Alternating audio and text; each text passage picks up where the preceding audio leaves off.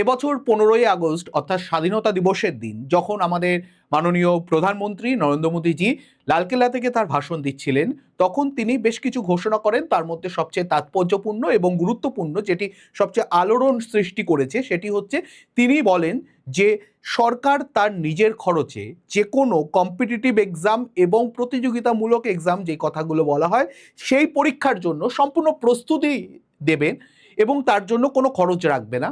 এবং এর মাধ্যমে উনি বলতে চান যে উনি যেরকম টিচারদের ওপর থেকে যে একটা মনোপলি ব্যাপার, টিচারদের একটা মনোপলি ব্যাপার, তারা এখানে যে প্রচুর খরচ দিতে হচ্ছে স্টুডেন্টদের, তাদের বাবা মাদের প্রচুর খরচ হয়ে যাচ্ছে, বাড়ি থেকে দূরে গিয়ে থাকতে হচ্ছে এবং এর অনেক কোল্যাটারাল ড্যামেজও হচ্ছে, উনি সেগুলোর ওপরে একটা সার্জিক্যাল স্ট্রাইক আনার কথা বলেন এবং উনি বোঝাতে চান যে এর মাধ্যমে কিন্তু এই যে কোচিং মাফিয়ার মনোপলি, সেই জিনিসটা বন্ধ হয়ে যাবে। এবং উনি বলতে চান যে সরকার নিজের খরচে বিনামূল্যে পুরো জিনিসটাকে এবার থেকে কন্ডাক্ট করাবে, যাতে এই সব সমস্যাগুলো আর না থাকে। এই ব্যাপারটা নিয়ে আমি পুরো আলোচনা করব। আমি নিজে প্রায় 12 থেকে 13 বছর এই কম্পিটিটিভ এক্সাম এবং কোচিংয়ের সঙ্গে যুক্ত এবং পড়ানোর সঙ্গে যুক্ত। তো আমারও নিজের কিছু মতামত এবং অভিজ্ঞতা আছে এবং পুরো ব্যাপারটা আমি বলবো যে এর ভালো দিক, বাজে দিক কী কী আছে এবং এটাকে আরও উন্নত করতে গেলে কী দরকার। নমস্কার, আমি পলাশ, আপনাদের সবাইকে স্বাগত জানাচ্ছি ঘরে বাইরের এই নতুন ভিডিওতে। চলুন পুরো ব্যাপারটাকে একটু ভালো করে বোঝা যাক। এর অনেকগুলো ভালো দিক আছে, যে সেই রকমই প্রচুর বাজে দিক বা নেগেটিভ দিকও আছে, যেগুলোকে শোধরানো দরকার। আমি এক এক করে পুরো ব্যাপারটায় আসবো। তার আগে আমি একটু বোঝার দরকার যে লালকেল্লা থেকে উনি কিন্তু যে ঘোষণাগুলো করেছিলেন, তার মধ্যে হচ্ছে মধ্যবিত্ত। উনি বোঝাতে চেয়েছিলেন যে মধ্যবিত্তের 1000 কোটি টাকার সাশ্রয়ের একটা প্রতিশ্রুতি দেন, যে উনি বলেন যে এর মাধ্যমে খরচটা অনেক কমে যাবে। ইউপিএসসি, নিট, জেই এবং আরও যে সরকারি পরীক্ষাগুলো আছে, যেমন এসএসসির জন্য পরীক্ষা হয়, সিজিএল হোক, সিএইচএসএল হোক, এমটিএস হোক, এবং পুলিশের বেশ কিছু পরীক্ষা, সিআরপিএফ এর পরীক্ষা, এইসব যে পরীক্ষা, এগুলোর জন্য অনলাইন কোচিংয়ের যে খরচ, উনি সেটা সম্পূর্ণ ফ্রি করে দেওয়ার কথা বলেন। দেশের শিক্ষকদের নিয়ে বিশাল একটা ডিজিটাল নেটওয়ার্ক উনি তৈরি করবেন। উনি এটা বলছেন না যে তাদেরকে বাইরে রেখে পুরো ব্যাপারটা করা হবে, উনি বলতে চাইছেন যে তাদেরকে নিয়ে এটা করা হবে। এবার এই ব্যাপারটা যেহেতু এখানে গ্রাসরুট লেভেলে কিভাবে ইমপ্লিমেন্ট হবে বোঝা যাচ্ছে না এখনো পর্যন্ত, তাই অনেকগুলো সম্ভাবনা এর মধ্যে রয়েছে, কিছু ভালো সম্ভাবনা, কিছু বাজে সম্ভাবনা। দেখুন, সবচেয়ে বড় হচ্ছে যে এই সার্জিক্যাল স্ট্রাইকটা যদি আমি বলি যে পজিটিভ দিক দিয়ে দেখি, এর ভালো দিক কি, আমি এর নেগেটিভ দিকটাও আসবো, কারণ বেশ কিছু নেগেটিভ দিক আছে অবশ্যই। সেটা হচ্ছে আর্থিক চাপ। অবশ্যই বেশ কিছু অফলাইন কোচিং সেন্টার 3 থেকে 4 লাখ, কিছু কিছু ক্ষেত্রে তার থেকেও বেশি চার্জ করে থাকে। বিশেষ করে আমি যদি বলি যে নিটের জন্য, জেইর জন্য, ইউপিএসসির জন্য, এইরকম এক্সামগুলোর জন্য বেশ কিছু চার্জ করা, ভালো রকমের চার্জ করা হয় কোটার মতো জায়গাতে। তো আপনারা অনেকেই ওয়াকিবহাল, এবং তার বেশ কিছু নেগেটিভ দিকও আছে। মানসিক চাপ তৈরি হওয়া, প্রচণ্ড কম্পিটিশান, যেরকম নেট, জিএ যেমন প্রচুর কম্পিটিশান, এবং ইউপিএসসিরও ভয়ঙ্কর কম্পিটিশান, যেখানে সাকসেস রেট দেখা যাচ্ছে 1%, কেন 0.1%-এর থেকেও কম। সেই সব জায়গায় কিন্তু একটা চাপ তৈরি হওয়ার কথাই, এবং এটা আমরা বিগত দিনে দেখেছি। কোটায় বেশ বড় বড় ইনস্টিটিউটে কিন্তু সুইসাইডের কেসও দেখা গেছে ছাত্রছাত্রীদের মধ্যে। এমন চাপ তৈরি হয়েছে যে সুইসাইডাল টেন্ডেন্সি তাদের মধ্যে তৈরি হচ্ছে, তার জন্য কাউন্সিলিংয়ের কথা হচ্ছে, এরকম অনেক কথা হচ্ছে।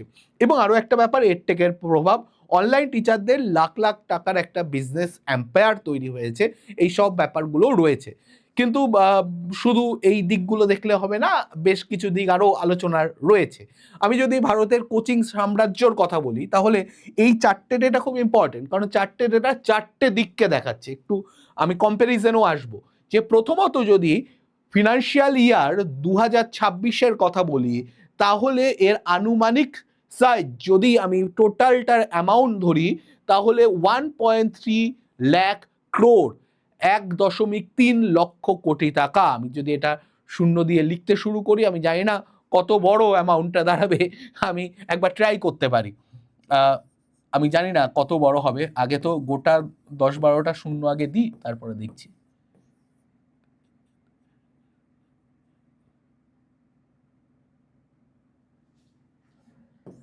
এতগুলো হবে, এই রকম হবে, মোটামুটি এইরকম হবে।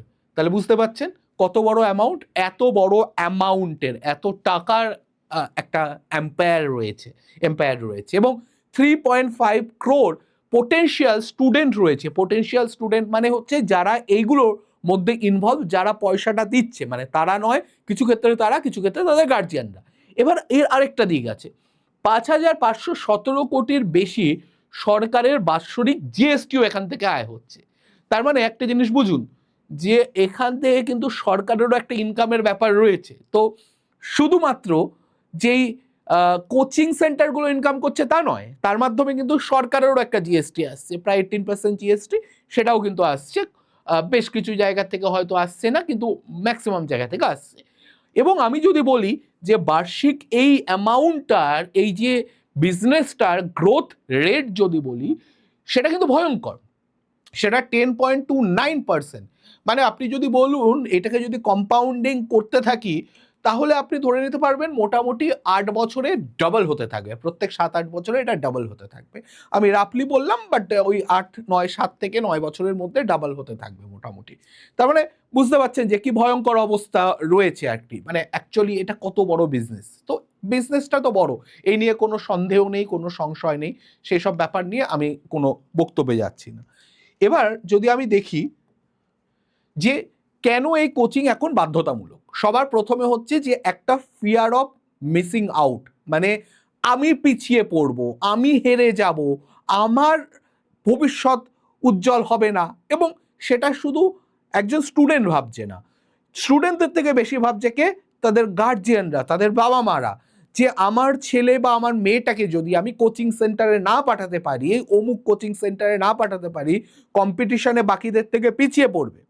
এবং বেশ কিছু কোচিং সেন্টার, আমি নাম বলতে চাই না, একটি ভারতের সর্ববৃহৎ কোচিং সেন্টারগুলোর মধ্যে একটি, তারা কিন্তু এইরকমভাবে মার্কেটিংও করতো, তাদের যে এজেন্ট, তাদেরকে আপনারা জানেন হয়তো, জানলে কমেন্ট করে নামটাও জানাতে পারেন, তাদের বাড়িতে পাঠাতো মার্কেটিং এজেন্টদের। এবং তারা কি করতো, যে তাদের গার্জিয়ানদের সঙ্গে কথা বলতো, কথা বলার পরে কি করতো, যে তাদেরকে কনভিন্স করাতো। কিভাবে কনভিন্স করাতো, তাদের একটা সুন্দর টেকনিক ছিল। কি টেকনিক?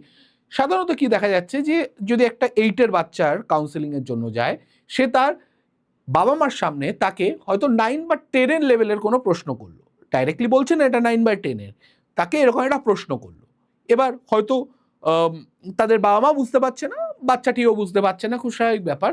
এবার বাচ্চাটা বলছে, যে ম্যাক্সিমাম ক্ষেত্রে বলছে না আমি পারবো না, বুঝতে পারছি না, জানি না, হচ্ছে না, এরকম একটা কিছু বলছে। এরকম নেগেটিভ কথাই যখন বলছে, তখনই যে কাউন্সিলর, যে মানে এই ওয়ার্ডটা না খুব মানে কি বলবো, পাওয়ারফুল ওয়ার্ড, একজন কেরিয়ার কাউন্সিলর, একজন টিচিং কাউন্সিলর, তাদের অনেক বড় দায়িত্ব। বাট এটা তো এখন মার্কেটিং, এখন বিজনেস। তো সেই জায়গা থেকে সে তখন ভয় দেখাতে শুরু করলো। কীরকম ভয় দেখাতে শুরু করলো, যে তার গার্জিয়ানকে, দেখুন বাকিরা কিন্তু এগিয়ে যাচ্ছে, আমি এখনই যদি আমাদের কোনো স্টুডেন্টকে জিজ্ঞেস করি, এবং সেরকম কোনো স্টুডেন্ট রয়েছে, ইউ নেভার নো সেটা সে কি 8-এর না 9-এর না 10-এর না 12-এর, তো তাকে হয়তো কলে নিয়ে হলো, বা না জিজ্ঞেস করে ডাইরেক্টলি বলছে যে সে কিন্তু, তাকে কিন্তু জিজ্ঞেস করলে সে বলে দেবে আপনার ছেলে বা মেয়ে কিন্তু পাচ্ছে না, তার মানে বুঝতে পারছেন তো আপনি পিছিয়ে পড়ছে আপনার ছেলে মেয়ে। এইভাবে তাদেরকে সেলিং টেকনিকটা হতো। তাহলে এই জিনিসটা, এই ভয়টা যদি এভাবে সেলিং টেকনিকে নাও যায়, এত সোশ্যাল মিডিয়ার চাপে এই ব্যাপারটা কিন্তু মাথায় চলে আসছে, এবং তার ফলে কি হচ্ছে, লক্ষ লক্ষ টাকা কোচিং ফি চলে যাচ্ছে, কিছু কিছু ক্ষেত্রে বাড়িতে বসেও তাই খরচ হয়ে যাচ্ছে। কিন্তু সিট কত, সিট যা আছে তাতে দেখা যাচ্ছে 0.1% বা 0.01% হচ্ছে সাকসেস রেট হচ্ছে। তো লাভ কি হচ্ছে? এবার ম্যাক্সিমাম ক্ষেত্রে এইগুলো কি হচ্ছে, যারা অলরেডি সত্যিই ঠিকঠাক স্টুডেন্ট, তারা হয়তো বেরিয়ে যাচ্ছে। এবার সেই রকম স্টুডেন্টগুলো, আর বাকি যারা পাচ্ছে না, তারা আবার সেই ট্র্যাপে পড়ছে, আবার একটা কোচিং সেন্টারে যাচ্ছে, আবার খরচ করছে লাখ লাখ টাকা। তাহলে এটা একটা ট্র্যাপ চলছে। মানে কিছু ক্ষেত্রে তো ট্র্যাপ চলছেই, আমি অস্বীকার করতে পারবো না যে কিছু ক্ষেত্রে তো ট্র্যাপ চলছে, আপনারাও অস্বীকার করতে পারবেন না ব্যাপারটা। এবার আমি যদি একটা ডেটা দেখি, ইন্টারন্যাশনাল ডেটাটা ভালো করে দেখবেন, যে আমি যেখানে, এখানে হচ্ছে top 10 edtech company by net worth, কত টাকা তাদের বিজনেস হয়েছে সেই লেভেলে। টপ 10-এর মধ্যে একদম top 2 Indian company, Baiju, Coursera, এরপরে আবারও চলে আসুন 7 নম্বরে আনএকাডেমি, 10 নম্বরে টপার। বাকি যেগুলো আছে অন্যান্য দেশের রয়েছে, ডুওলিঙ্গো রয়েছে, ইউডেমি রয়েছে, এরকম অনেক রয়েছে। কিন্তু আমি যদি কোয়ালিটির বেসিসে বলি, তাহলে আমি যদি কোয়ালিটির বেসিসে বলি, এটা একটু পুরনো ডেটা, 24-এর ডেটা, তো সুতরাং কিছু কোম্পানির ডেটা এখন পুরো চেঞ্জ হয়ে গেছে, একদম পুরোই চেঞ্জ হয়ে গেছে পুরো। যেরকম বাইজু আনএকাডেমির ডেটা সম্পূর্ণ চেঞ্জ হয়ে গেছে। যাই হোক, আমি তবু একটা কম্প্যারিজনের জন্য নিয়েছি, আমি যেই ডেটাটা পেয়েছি সেটাই নিয়েছি, আমার কিছু করার ছিল না। সেখানে দেখুন ইন্ডিয়া রয়েছে 9, এই 8 আর 10-এ রয়েছে টপার এবং সিম্পলি লার্ন। এবার টপারটা ধরুন এখানে 10-এ ছিল, কিন্তু সিম্পলি লার্ন টপ 10-এ রেভিনিউয়ের দিক থেকে নেই। আবার দেখুন যেগুলো রয়েছে বাকি একটাও কিন্তু ইন্ডিয়ান কোম্পানি নয়, নট এ সিঙ্গেল ওয়ান, এগুলো কিন্তু ইন্ডিয়ান কোম্পানি নয়। তাহলে কিছু একটা তো বুঝতে পারছেন যে আমি কি বোঝাতে চাইছি। রেভিনিউ প্রচুর হচ্ছে, কিন্তু কোয়ালিটি কোথায়? কোয়ালিটির দিক থেকে পিছিয়ে কেন? ইন্ডিয়া টেকনোলজির দিক থেকে এগিয়ে নেই, কিন্তু এডটেকের দিক থেকে, এডুকেশনাল টেকনোলজির দিক থেকে অনেক এগিয়ে আছে ওয়ার্ল্ড ওয়াইড। টপ 10-এ 4টে থাকা ইন্ডিয়ার মতো দেশের, ডেভেলপিং কান্ট্রির, not a matter of joke. তো আপনারা বুঝতে পারছেন ব্যাপারটা কি হচ্ছে। এবার আমি যদি একদম লেটেস্ট ইন্ডিয়ান কোম্পানিগুলোকে দেখি, একদম লেটেস্ট ইন্ডিয়ান কোম্পানি, তাহলে ভালো করে দেখুন কি আছে। এই হচ্ছে লেটেস্ট ইন্ডিয়ান কোম্পানি, তাদের রেভিনিউটা দেখতে হবে। পিডব্লিউ রেভিনিউ কত? $430 to $440 million, $380 to $410 million হচ্ছে আরডুটস বলে একটি কোম্পানি। আপগ্রেডের হচ্ছে 350 to 380, আকাশের হচ্ছে 300 টু আপগ্রেড। আপনারা জানেন বিভিন্ন রকম কোর্স টেক রিলেটেড এবং বিভিন্ন রকম কোর্স দেয়, প্রোভাইড করে। পিডব্লিউ হচ্ছে বিভিন্ন রকম কম্পিটিটিভ এক্সাম এবং টেক রিলেটেড স্পোকেন ইংলিশ ইত্যাদি কোর্স রয়েছে। আকাশ তো জানেন নেট জেইর জন্য। এনআইআইটি রয়েছে, আনএকাডেমি রয়েছে, সিম্পলি লার্ন রয়েছে,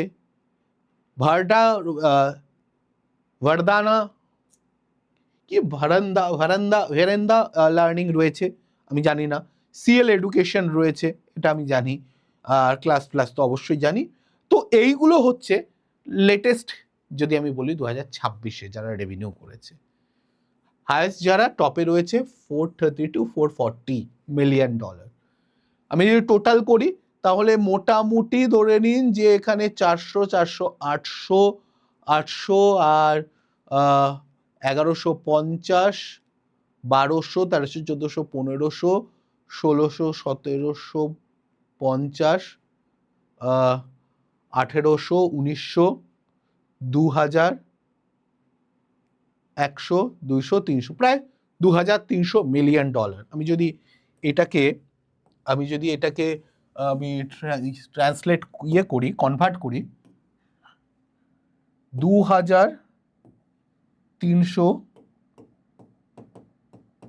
million in rupees।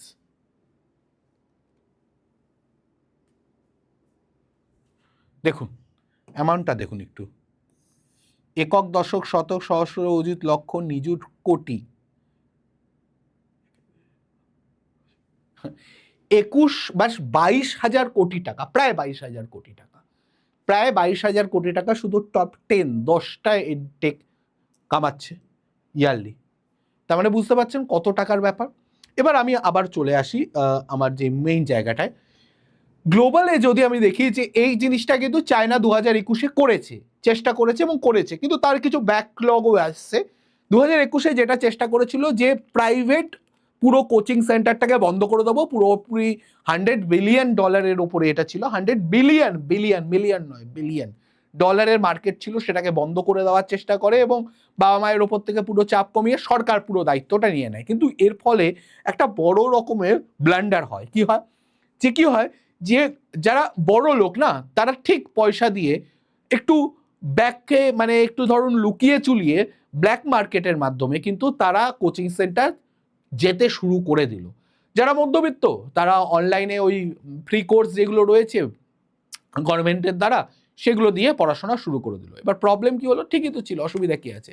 কিন্তু প্রাইভেটে যে গোপন ইনস্টিটিউটগুলো রয়েছে সেগুলোর কোয়ালিটি ফার ফার বেটার দেন এই সরকারি যেই সিস্টেমগুলো। খুব স্বাভাবিক ব্যাপার, তার জন্যই ওখানে যাইছে, পয়সা দিয়ে, এতগুলো পয়সা দিয়ে বড় লোকরা যাচ্ছে, যারা ধনী তারা যাচ্ছে। এবার যে মিলিয়নাররা যাচ্ছে, এখানে একটা ব্যাপার রয়েছে যে যেহেতু তাদের সেই বিজনেসগুলোর এত গোপনীয়তা মেনটেন করে বা এত প্রাইভেসি মেনটেন করে, এবং সরকারকেও টাকা দিতে হতো, ডেফিনেটলি টাকা দিতে হতো, তবেই এরা চালাতে পারছে। সরকার জানতে পারছেন এটা কোনোদিনও হতে পারে না। তো সেখানে এত টাকা দিয়ে যখন করাচ্ছে, তখন কিন্তু তাদের কোয়ালিটি অনেক হাই হবে, এবং এতই টাকা নিচ্ছে যে সেটা মিডিল ক্লাসদের অ্যাক্সেসেবলের বাইরে চলে গেল। আগে হলে হয়তো পারতো, কিন্তু এখন যেহেতু তাদের টার্গেট অডিয়েন্স শুধু বড় লোকরা, তাই তারা সেটার ফিজও অনেক হাই রাখছে, যার জন্য কি হচ্ছে যে গরিবরা পাচ্ছে না। এবার একটা ক্লিয়ার কিন্তু পুরো ডিসক্রিমিনেশন তৈরি হলো। আগে যেটা হালকা পলকা ছিল, এবার সেটা ক্লিয়ার হলো আরো ডিসক্রিমিনেশনটা। দেখে মনে হচ্ছে সবাই সুযোগ পাচ্ছে। দেখুন, আমাদের আইনেও বলা আছে যে সিআরপিসি ইয়েতেও বলা আছে যে যার যদি কোনো কেউ কোর্টে কেস লড়ার জন্য উকিল না পায়, সরকার তাদের উকিল দেবে। কিন্তু আপনি ভাবুন যে আপনি লাখ লাখ টাকা দিয়ে যখন একজন খুব নাম করা, আমি কোনো কাউর নাম বলতে চাই না, বাট আপনারা জানেন প্রচুর নাম করা, যাদের কোটিতে একবার একটা হিয়ারিংয়ের কোটিতে টাকা দিতে হয়, তাদেরকে নিয়ে আসছে আর সরকারের ফ্রি উকিল, তারা কোনোদিনও টিকতে পারবে তার সামনে? কোনোদিনও হবে না। কোয়ালিটির ডিফারেন্স হবেই হবে, 100% হবে, এটা আপনাকে মানতে হবে, এটা ফ্যাক্ট। এবার এর আগে কি ফ্রি কোচিং ছিল না? একদম ছিল, আরও অনেক জায়গায় ছিল। ভারত সরকারের PM ই বিদ্যা, IIT প্যাল, বিনামূল্যে লেকচার সেখানে পাওয়া যায়, এখনও ইউটিউবে পাওয়া যাবে, আপনি খুঁজবেন পেয়ে যাবেন, আমি অলরেডি বহুবার দেখেছি। জয় ভীম মুখ্যমন্ত্রী প্রতিভা বিকাশ যোজনা, এটা দিল্লিতে, এটা অফলাইন সেন্টার। কেরালায় হচ্ছে KIT, 8 লক্ষ প্লাস ছাত্রছাত্রীদের জন্য ডিজিটাল শিক্ষা ব্যবস্থা রয়েছে, ডিজিটাল, এটা অনলাইন। ওড়িশায় হচ্ছে ফ্রি সিভিল সার্ভিসের কোচিং রয়েছে, ঠিক আছে, রেসিডেন্সিয়াল সুবিধা রয়েছে, এবং এই সেম সুবিধা কিন্তু ওয়েস্ট বেঙ্গলেও রয়েছে, ঠিক আছে। স্কিম তো আছে, তাহলে ছাত্রছাত্রীরা প্রাইভেটের কোচিংয়ে দৌড়াচ্ছে কেন? কিছু তো ব্যাপার আছে ভাই। আপনি যদি এখন বলেন যে না, কোয়ালিটি ম্যাচ করে দিচ্ছে সরকারি কোচিং সেন্টার, একদম পারবে নাও, এটা আপনি অস্বীকার করতে পারবেন না। যেখানে লাখ লাখ টাকা দিয়ে পড়াচ্ছে সেখানকার টিচারদের, এবং আপনাদের কিছু কিছু স্টুডেন্টদের এটা একটা পার্সোনাল প্রেফারেন্সও থেকে যাবে যে আমি অমুক টিচারের থেকে পড়ে আমার কমফোর্টেবল ফিল করি, আমি অমুক জায়গা থেকে বুঝতে ভালো পারি। আমি হতেই পারে যে সেখানে, আমি কাউকে ছোট করতে চাইছি না, কিন্তু সেখানকার যে টিচার তার সঙ্গে আপনার ভাইব ম্যাচ করছে না, আপনি বুঝতে পারছেন না, বোঝানোর লেভেল সেই জায়গায় পৌঁছাচ্ছে না, এটা হতেই পারে না। এবার অনলাইন শিক্ষা ইতিমধ্যে সবচেয়ে সস্তা, কারণ দেখুন আপনি যতই বলুন লাখ লাখ টাকার কোর্স আছে, কিন্তু তার সঙ্গে সঙ্গে ফ্রি কোর্স ইউটিউবে প্রচুর আছে, এবং কিছু পেইড কোর্স আছে, কিন্তু সেই পেইড কোর্সগুলো কিন্তু খুবই কম। এমন বহু জায়গায় আছে, আপনি আজকেও যদি খোঁজ করেন 400-500 টাকায় আপনার কোচিং পার মান্থ হয়ে যাবে, এরকম জায়গায় আছে কম্পিটিটিভ এক্সামের জন্য, এবং যথেষ্ট ঠিকঠাক। কিন্তু তাহলে কেন এই সম্পূর্ণ ফ্রি প্লে লিস্ট রয়েছে, শিক্ষকদের মধ্যে একটা কম্পিটিশন চলছে, তাও আজকে এই অবস্থা কেন? তার একটা বড় কারণ আছে, ইকোসিস্টেম। ব্যাপারটা বুঝুন, আসল সমস্যা কি যে প্রচুর ফ্রি ভিডিও আপনি পেয়ে যাচ্ছেন, রেকর্ডেড কোর্স আপনি পেয়ে যাচ্ছেন, কিন্তু আসল কোচিং সেন্টারে একটা ইকোসিস্টেম তৈরি হয়। সেখানে পার্সোনালি আপনি ডাউট ক্লিয়ারেন্সের জন্য অ্যাপ্রোচ করতে পারবেন, 1-to-1 মেন্টরশিপ পাবেন, মক টেস্ট হবে, পারফরমেন্স অ্যানালিসিস হবে, আপনাকে বলবে কোথায় ভুল হচ্ছে, কিভাবে ইমপ্রুভমেন্ট হতে পারে, এবং তার সঙ্গে তাদের একটা টার্গেট থাকবে আপনাকে পাস করানো। আপনি একটা ভাবুন না যে সরকারি যদি আপনার সুযোগ থাকে, আপনি নার্সিংহোমে যাবেন না একটা সরকারি হসপিটালে যাবেন?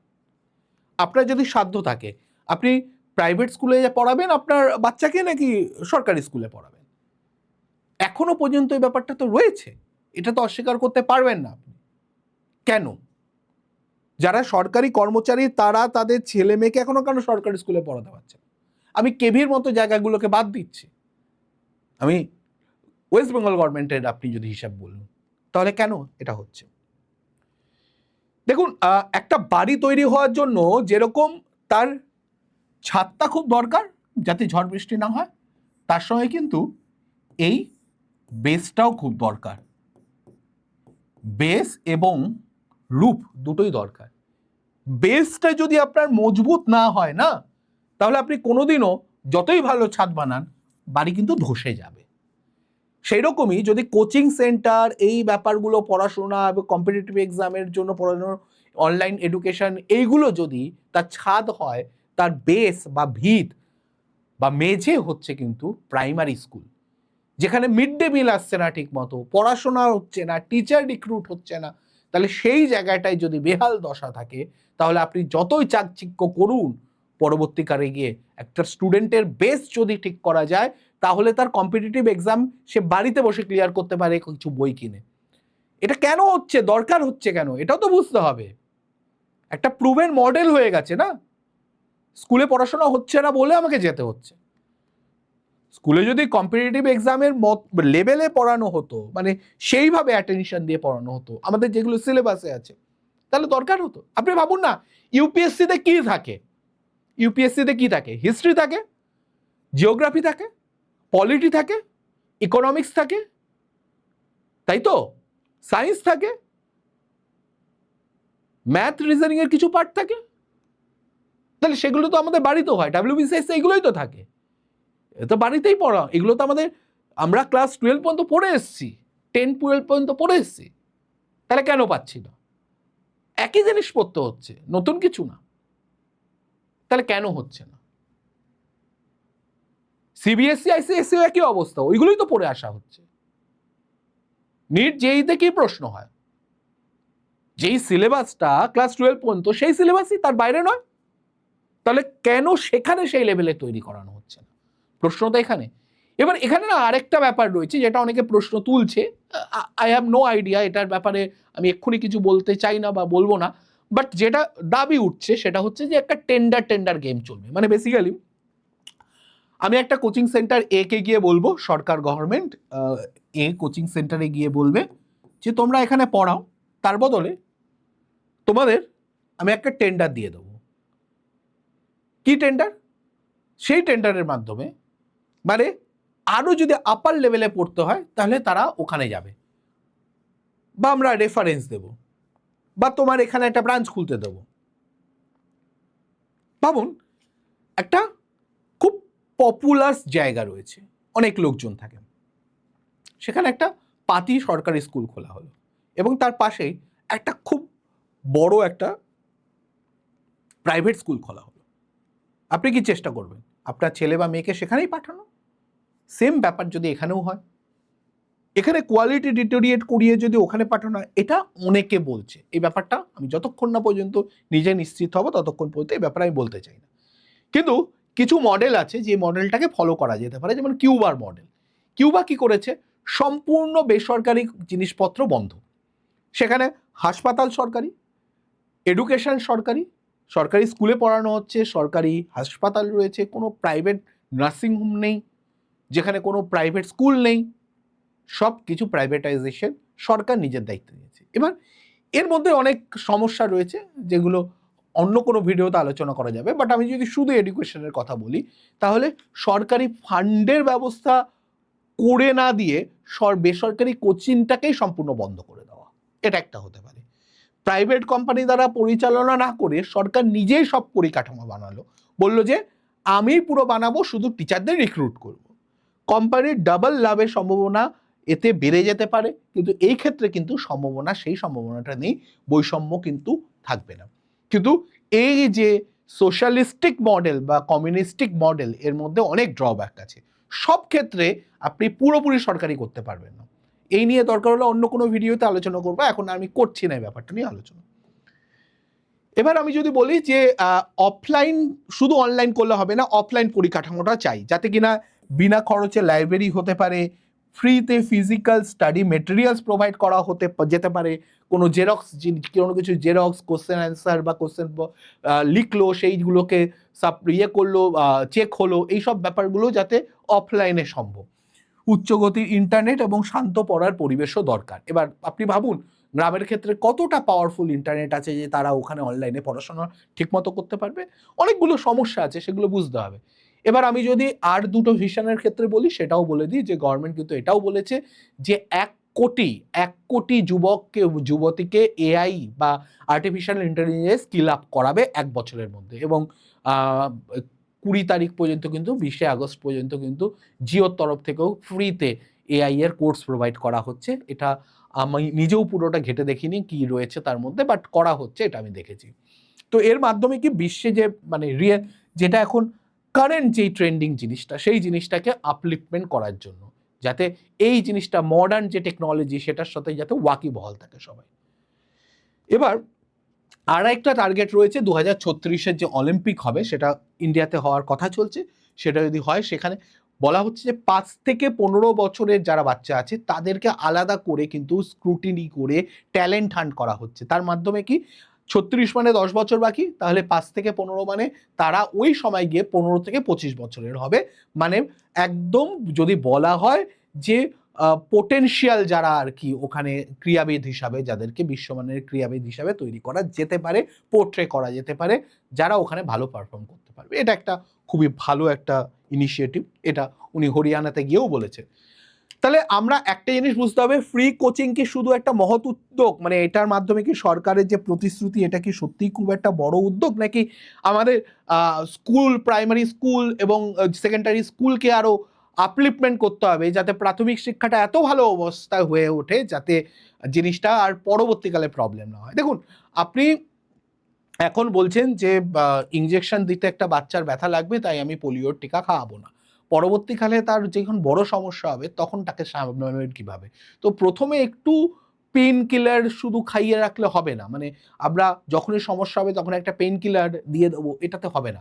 আমাদের গোড়া থেকে একটা চিকিৎসা দরকার, যাতে কিনা জিনিসটাই ওই পর্যাতেই না পৌঁছায়, যাতে পেইন কিলার খাওয়ার দরকার হয়। এই ব্যাপারটা বুঝতে হবে। তা আপনাদের কি মতামত? আমি জানতে চাইবো যে আপনারা কি চান, যে ফ্রি অনলাইন কোচিংয়ে থাকুক, মানে কোচিংটাই হোক, নাকি এই লং প্রসেস, যেটা একটু লং প্রসেস, সরকারি স্কুল প্রাথমিক শিক্ষা আরো আপলিফটমেন্ট করে যাতে এই জায়গাটারই দরকার না হয়? আপনাদের কি মনে হয় কোনটা এই মুহূর্তে ভালো? আপনাদের মতামতের অপেক্ষাতে থাকবো, কিন্তু আপনারা অবশ্যই কমেন্ট করে জানাবেন যে আপনাদের কি মতামত। আর এই চ্যানেলে যারা নতুন, অবশ্যই আমাদের চ্যানেলটাকে সাবস্ক্রাইব করবেন আর আমাদের পাশে থাকার জন্য। যদি ভিডিওটা ভালো লাগে অবশ্যই শেয়ার করবেন আপনাদের বন্ধু বান্ধব পরিচিত সকলের সঙ্গে। আর এরকম আরও ভিডিও নিয়ে আপনাদের সঙ্গে আসবো, আপনাদের সামনে আসবো। আজকের ভিডিওতে এই পর্যন্ত থাকছে। ভালো থাকবেন। জয় হিন্দ, জয় ভারত, জয় পশ্চিমবঙ্গ।